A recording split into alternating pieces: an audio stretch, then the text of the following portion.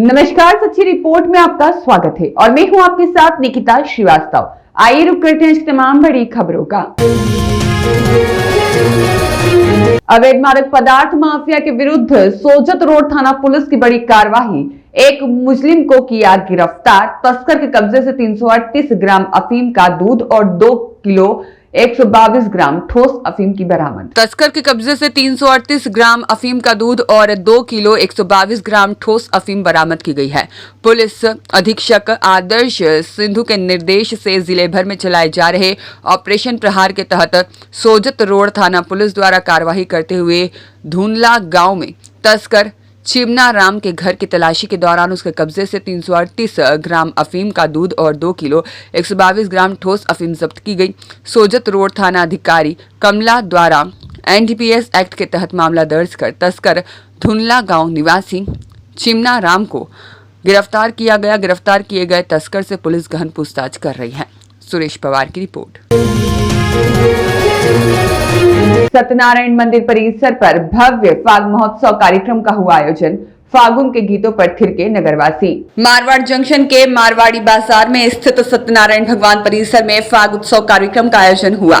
सत्यनारायण मंदिर और पांडाल को भव्य तरीके से रंग बिरंगी रोशनी से सजाया गया। नगरवासियों ने जमकर फागुन के गीतों पर नृत्य किया। फाग उत्सव में सम्मिलित होने मारवाड़ जंक्शन के अनेक गाँव से ग्रामीण भी पहुंचे और कई घंटों तक चले इस फाग उत्सव में नगरवासियों ने फूलों के संग होली खेली और जमकर फाग उत्सव का लुत्फ उठाया।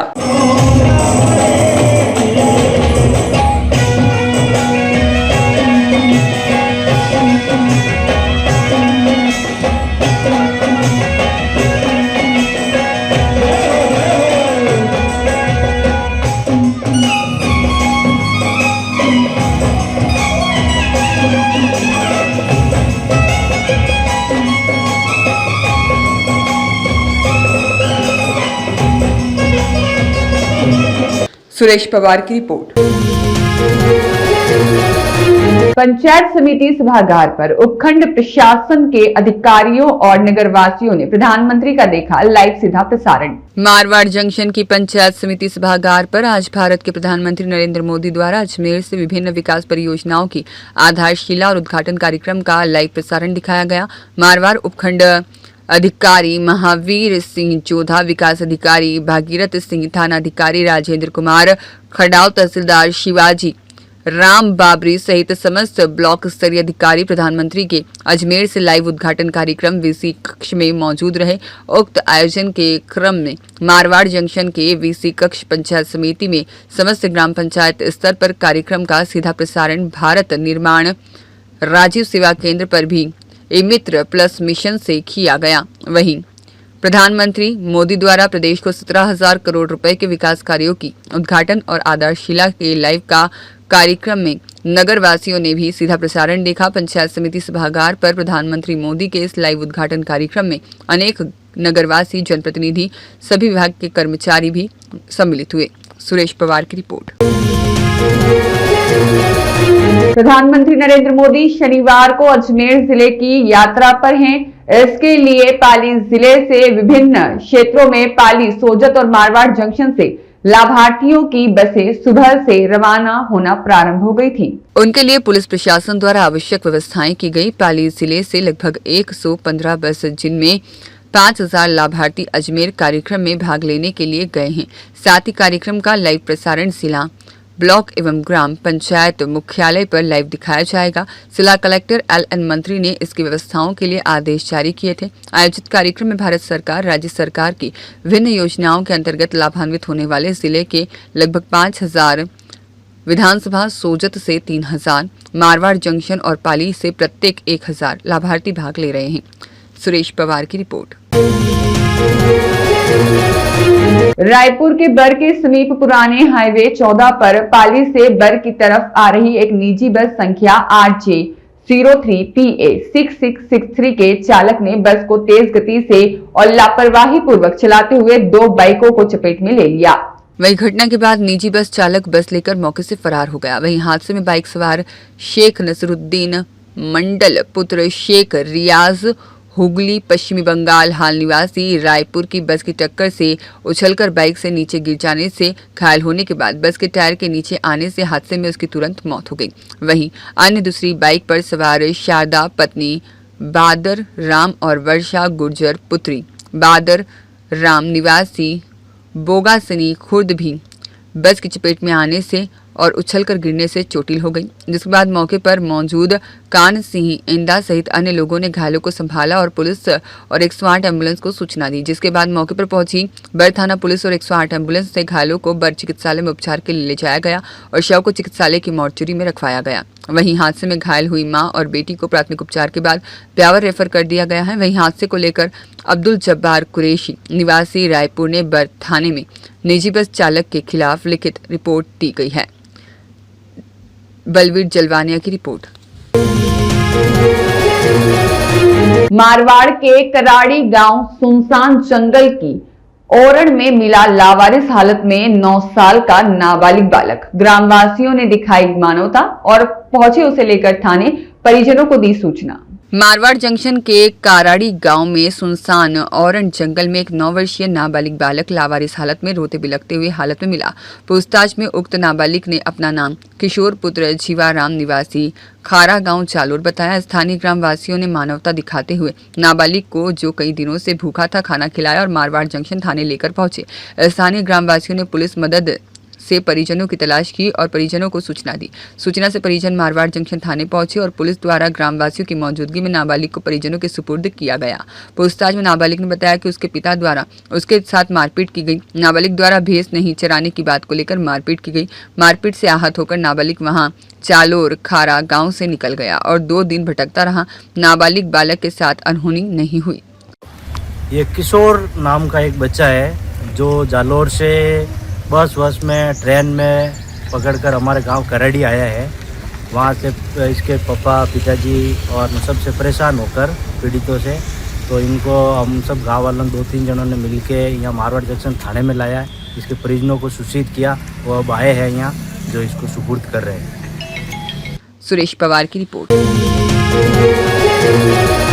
दिल्ली स्थित प्रतिष्ठित लोक पॉप संगीत समूह साधु बैंड आज 28 फरवरी 2026 को झांसी में पहली बार अपनी भव्य प्रस्तुति देने जा रहा है। इस संबंध में झांसी सदर विधायक के समाधान कार्यालय पर आयोजित प्रेस कॉन्फ्रेंस में आयोजक परनतप शर्मा ने कार्यक्रम की विस्तृत जानकारी दी। उन्होंने बताया कि साधु बैंड भारतीय लोक धुनों और धार्मिक परंपराओं को आधार बनाकर आधुनिक संगीत का सृजन करता है। 9 प्रतिभाशाली कलाकारों से सुसज्जित यह बैंड देश के विभिन्न राज्यों की सांस्कृतिक विरासत को अपने सुरों में पिरोता है।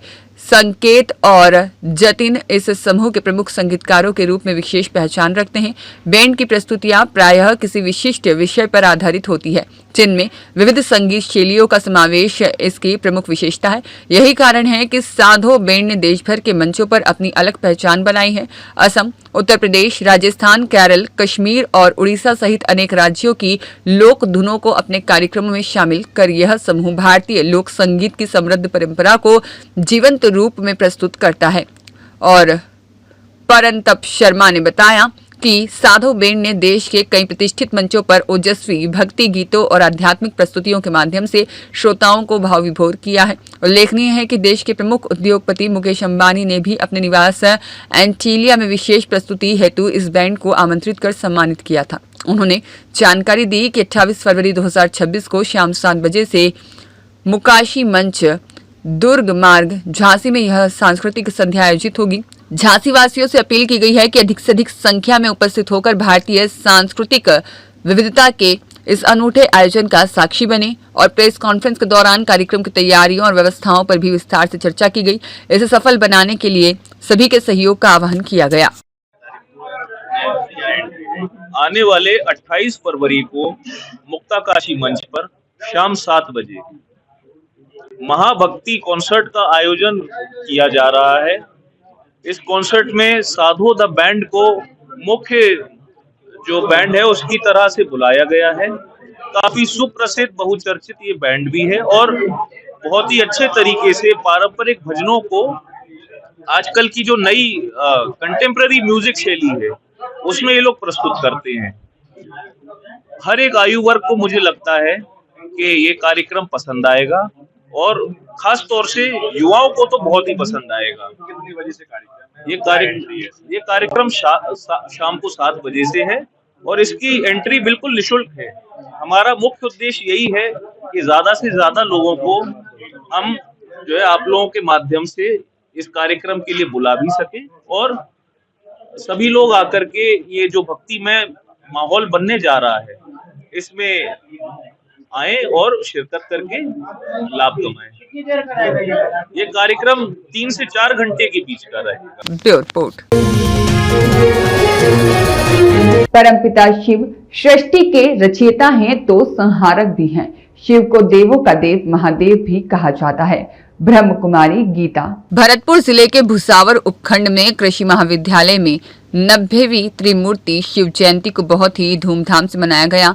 इस कार्यक्रम के मुख्य अतिथि भुसावर कृषि महाविद्यालय के डीन उदयभान सिंह रहे।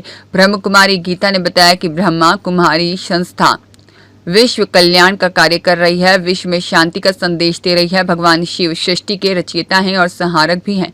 इन्हें देवों के देव महादेव भी कहते हैं। ईश्वरीय विश्वविद्यालय में विश्व भर ही नहीं अपितु 142 देशों के अंदर 1 महीने से ज्यादा समय तक गांव, कस्बे, शहर, जिले सभी जगह पर शिवरात्रि का पर्व बड़े ही हर्षोल्लास के साथ मनाया जाता है।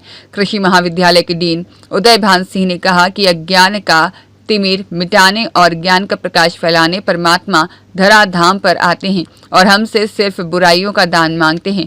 बहनों का श्वेत वस्त्र पवित्रता का प्रतीक है, अर्थात इनके विचारों में स्वच्छता है, इनके विश्व बंधुत्व की भावना।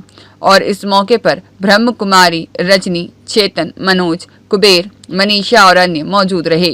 जो बंधुत्व की भावना, सामाजिकता की भावना जो ये बताते हैं सफेद, बिल्कुल जैसे इंद्र के वहाँ बड़ी प्यारी सुंदर है हमारी बहन जी कि एक स्वच्छता है, एक स्वच्छता है, विचारों में स्वच्छता है, ये प्रतीकात्मक है कि शिव तो जो है सुंदर है, सत्य है और सृष्टि करता है। सृष्टि का जो महादेव कहते हैं वैसे भी इनको, यानी कि देवों के देव महादेव हैं।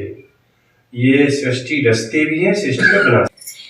ये ब्रह्मा कुमारी का जो शांति, विश्व शांति का संदेश है, निश्चित रूप से वो प्रभावकारी है। लोगों के दिमाग में ईश्वरीय शक्ति के प्रति अपनी आत्मा को जागृत करते हुए विश्व कल्याण की जो भावना ब्रह्मा कुमारी ने विकसित की है। रामेश्वर फौजदार की रिपोर्ट। पाली हिमावास रोड टोल के पास अज्ञात वाहन ने पैदल राहगीर महिला को लिया अपनी चपेट में, हुई मौत। पाली जिला मुख्यालय हिमावास पाली सड़क मार्ग टोल के निकट एक अज्ञात वाहन ने पैदल चल रही राहगीर महिला को चपेट में ले लिया।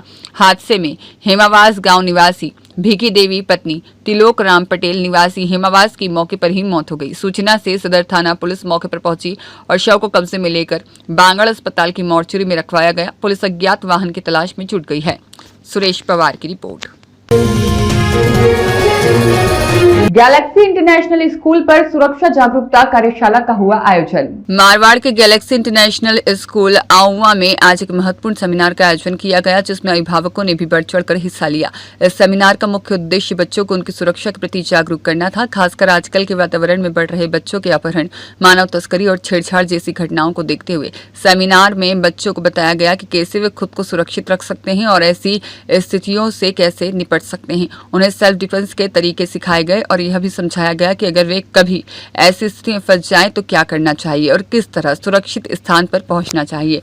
इस सेमिनार का उद्देश्य बच्चों को जागरूक करना और उन्हें अपनी सुरक्षा के प्रति आत्मनिर्भर बनाना था, ताकि वे सुरक्षित और भयमुक्त जीवन जी सकें। सेमिनार में स्कूल प्रबंधक प्रशांत टंडन द्वारा स्वयं की सुरक्षा के मंत्र दिए गए और इस अवसर पर विद्यालय के सभी शिक्षक और शिक्षिकाओं ने और प्रधानाचार्य निकिता टंडन ने भी बच्चों को संबोधित किया। सुरेश पवार की रिपोर्ट। विद्यालय में प्रवेश उत्सव को लेकर डोर टू डोर पूर्व तैयारी। सुरायता में शिक्षकों की टोलियां कर रही है सर्वे। निःशुल्क सरकारी योजनाओं की जानकारी देकर प्रवेश का आह्वान। 1 अप्रैल से शुरू होने वाले नए शिक्षा सत्र से पूर्व राजकीय उच्चतर माध्यमिक विद्यालय सुरायता के प्रधानाचार्य देवेंद्र सिंह मीणा के नेतृत्व में प्रवेश उत्सव कार्यक्रम की पूर्व तैयारी को लेकर अलग अलग वार्डों में शिक्षक और शिक्षिकाओं की टीम गठित कर राजस्थान सरकार द्वारा शिक्षा विद्यालय में दी जाने वाली निःशुल्क संभावित योजनाओं की जानकारी पैम्पलेट के माध्यम से और मौखिक रूप से विस्तार से दी जा रही है। प्रधानाचार्य मीणा ने बताया कि वर्तमान में परीक्षाएं संचालित हैं, परंतु फिर भी आगामी नए शिक्षा सत्र को सफल बनाने को लेकर विद्यालय समय के पश्चात घर घर जाकर एडवांस रूप में प्रवेश उत्सव कार्यक्रम की तैयारी की जा रही है। जब भी शिक्षा विभाग द्वारा प्रवेश उत्सव कार्यक्रम का कैलेंडर जारी होगा, उसके बाद रैली और अन्य प्रकार के कार्यक्रम आयोजित किए जाएंगे। इस कार्यक्रम को पूर्ण से सफल बनाने को लेकर प्रधानाचार्य मीणा के साथ सभी शिक्षक युद्ध स्तर पर जुटे हुए हैं। सुरेश पवार की रिपोर्ट।